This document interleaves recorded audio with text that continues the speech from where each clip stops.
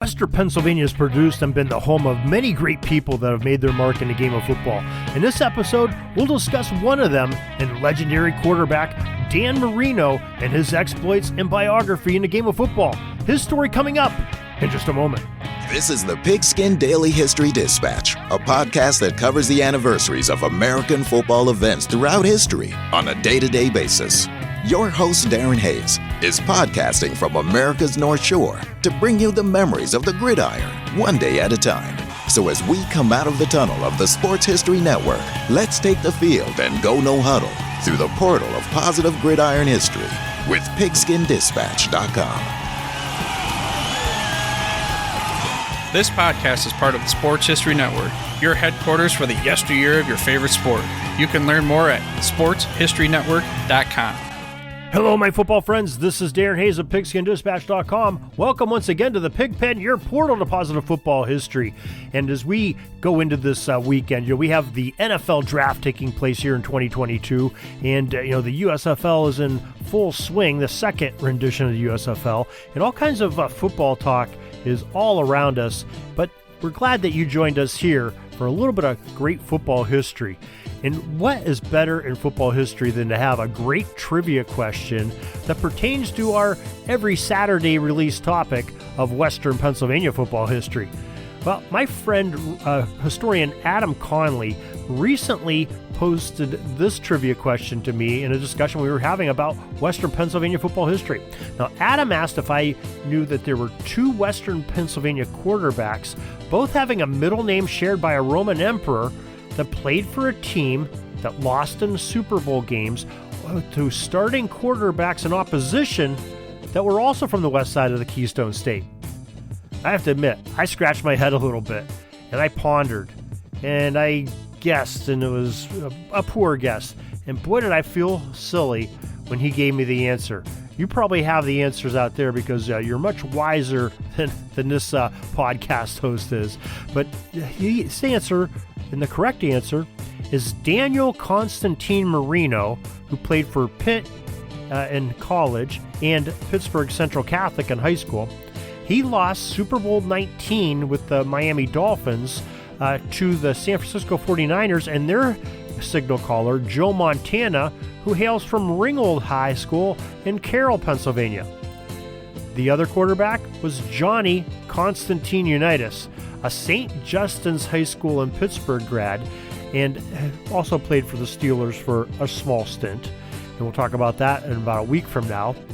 And he was a member of the Colts who lost Super Bowl III to New York Jets that were led by Joe Willie Namath, the former signal caller Falls High School in the Pittsburgh area. I thought this was a brilliant trivia question and a great introduction to start the conversation about some quarterback legends, the four I just mentioned, in great history of Western Pennsylvania and great contributions to great football. And on the docket in this episode is Dan Marino, and we'll start it this week for a very good reason, because I think it's a very quite and fitting time to talk about Marino as this 2022 NFL draft is underway here. And at the time I'm recording this, it's the Friday just after round one was picked, the evening before round two. And there's an uncanny parallel brewing that resembles the 1983 draft where Marino from the University of Pittsburgh was taken as the 27th overall pick by Don Shula and the Miami Dolphins. Now, the memories of this historic day were rekindled when the Pittsburgh Steelers selected Kenny Pickett, another great quarterback from Pitt that had just completed a great collegiate career where he broke a few of the man's records with the Panthers. And he was picked as the 20th overall selection in the 2022 draft by the Steelers. Now, a flashback of 39 years earlier in the 1983 draft were that the Steelers, who were picking 21st in that draft in the 80s, did not choose the stellar quarterback from their own backyard in Dan Marino. And the Steelers fans still regret this in a way because Marino played so very well at the NFL level and was so underappreciated coming out of college. We'll talk about that in a second for some reasons why. Now, getting into the history of Dan Marino, he played his scholastic football at Pittsburgh Central Catholic, as we mentioned, where he graduated in 1979. At the high school level, according to the Pittsburgh Post-Gazette newspaper, Marino completed 60 of 173 passes for 1,596 yards and 16 touchdowns just during his senior season. That's pretty good numbers for a high schooler. And because of those lofty numbers, he was selected as the Parade Magazine All-American that year for his senior season. The year before, as a junior, he completed 81 of 161 passes for 1,080 yards and 10 touchdowns. And as you can imagine, colleges were clamoring for Marino to attend their school to play football. Now, however, football scouts and coaches from universities were not the only ones trying to recruit the 6'4" athlete. Now, Marino was a heck of a baseball player, too, in high school, and the Kansas City Royals tried to lure him into their farm system before college, and they even picked him fourth in one of the supplemental drafts for the minor leagues. Now, as mentioned, the talented signal caller chose his hometown Pitt Panthers as the place to play football in college. He had to give up on the baseball dream a little bit. Look, and what a great choice it was because he was such an excellent quarterback. Now, things started off pretty good, too, when as a freshman in 1979, Marino led the Panthers to a 24-17 triumph over nearby West Virginia in a game called the Backyard Brawl. Now, Dan also orchestrated a Panthers last-minute victory over the Georgia Bulldogs in the 1982 Sugar Bowl by tossing the game-winning pass to tight end John Brown with less than a minute remaining. Those are the things that dreams of are made of. You know, when you're a kid, you're planning that in the big game, and you're throwing that last-ditch pass to win the game in the last minute. Well, Dan Marino lived that dream.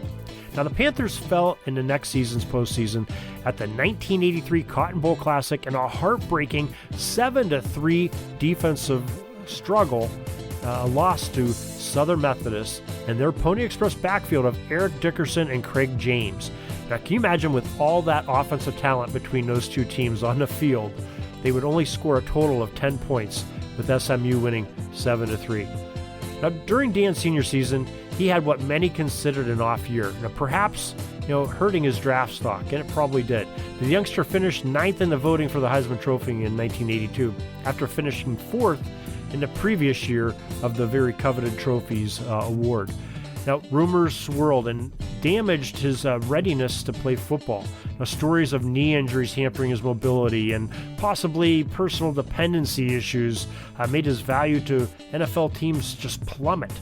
The 5 other quarterbacks, including Hall of Famers John Elway and Jim Kelly, along with great starters in Todd Blackledge, Ken O'Brien, and Tenny Eason, were drafted ahead of Marino.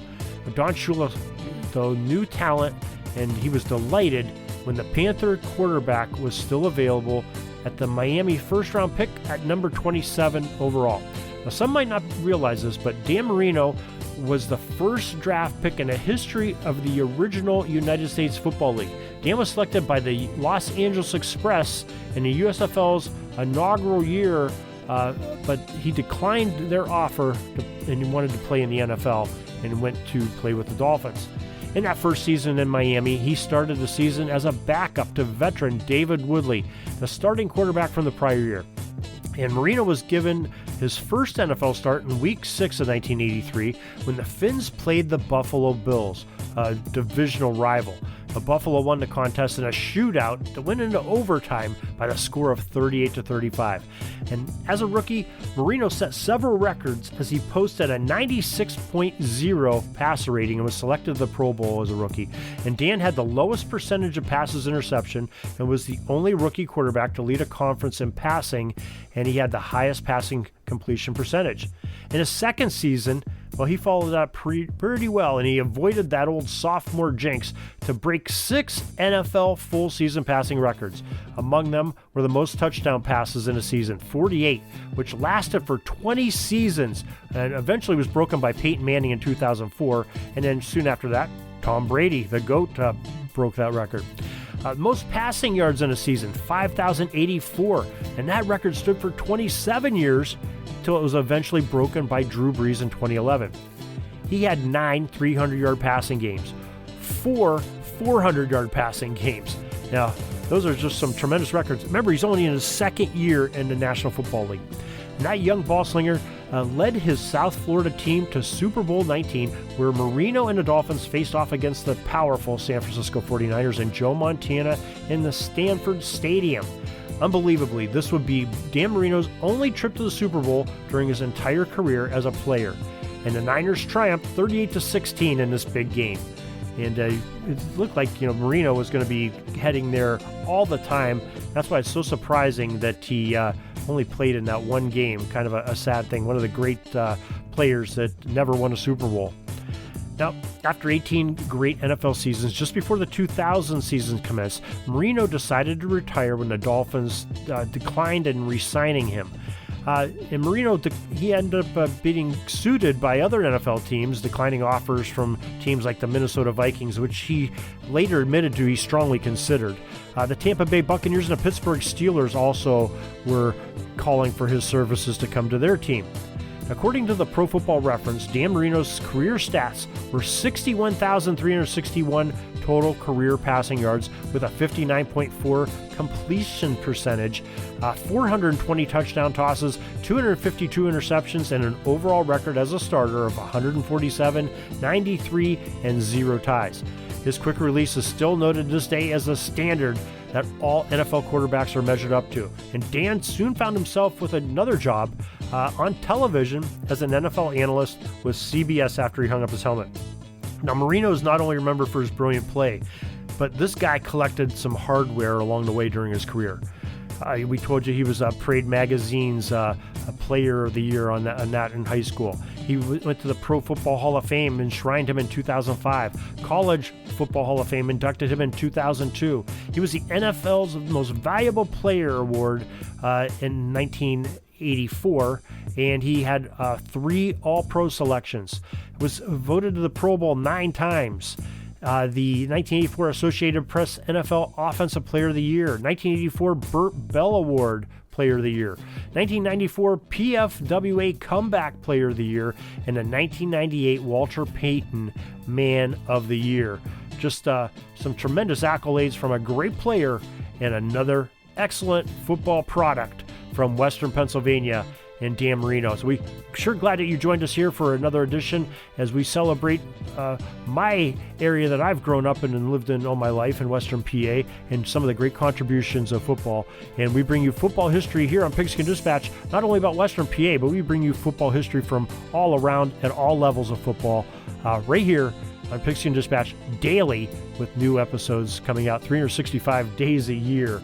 And we're sure glad that you joined us here. We hope you'll join us again tomorrow, and we'll bring you some more great history. Until then, have a great Gridiron Day. That's all the football history we have today, folks. Join us back tomorrow for more of your football history. We invite you to check out our website, pigskindispatch.com, not only to see the daily football history, but to experience positive football with our many articles on the good people of the game, as well as our own football comic strip, Cleat Marks Comics.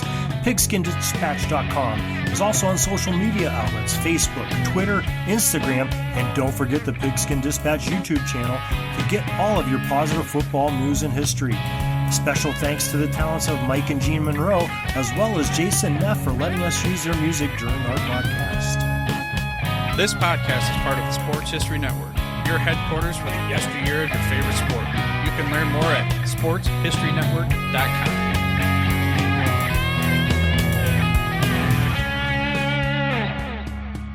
Are you having a hard time figuring out what to get Dad for Father's Day?